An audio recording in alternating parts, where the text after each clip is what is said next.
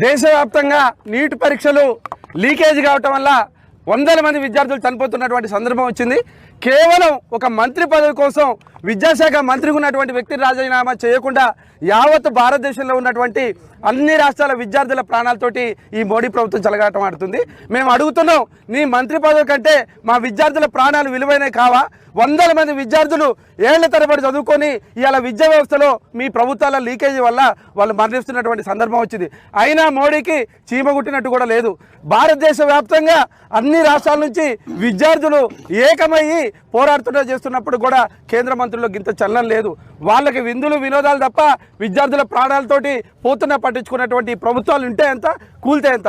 మేము మళ్ళా అడుగుతున్నాం, ఇప్పటికైనా కేంద్ర మంత్రి రాజీనామా చేయాలి. మీకు చేత కాకపోతే, నైతికత లేకపోతే ప్రధానమంత్రి పదవి నుంచి మీరు కూడా దిగిపోండి. కానీ విద్యార్థుల మీద, నక్సలైట్ల మీద, మావోయిస్టుల మీద, ఉగ్రవాదుల మీద పెట్టే కేసులు మీరు పెడుతున్నారు. చదువుకునే భవిష్యత్తు ఉండాల్సినటువంటి విద్యార్థుల్ని కాపాడాల్సినటువంటి మీరు విద్యార్థి ఉద్యమాలు చేసే రాజకీయాలకు వచ్చారు.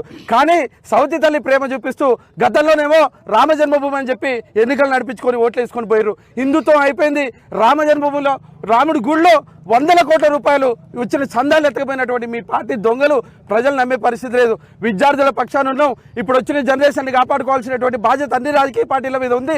మేము తెలంగాణ రక్షణ సేనగా ఈ తెలంగాణ వ్యాప్తంగా ఉన్నటువంటి విద్యార్థుల విషయాలు వచ్చి భారతదేశంలో జరుగుతున్నటువంటి ఉద్యమాల పక్షాన ఇలా సంఘీభావంగా ర్యాలీ చేస్తున్నాం. ఇప్పటికైనా మళ్ళీ చెప్తున్నాం, మీరు రాజీనామా చేయకపోతే మేము కూడా ఢిల్లీ పోతాం. మా పార్టీ నాయకురాల పక్షాన మేము ఢిల్లీ వచ్చి కూడా కొట్లాడతాం. తక్షణమే కేంద్ర మంత్రి పదవి రాజీనామా చేయాలి. విద్యార్థుల మీద పెట్టేటటువంటి కేసుల విషయంలో కనుక మీరు మావోయిస్టుల మీద, ఉగ్రవాదుల మీద పెడితే కనుక కేసులు సహించేది లేదు. మరింత పెద్దన ఉస్మానియా వేదికగా విద్యార్థులుగా పోరాడతామని కూడా హెచ్చరిక జారీ చేస్తున్నాం.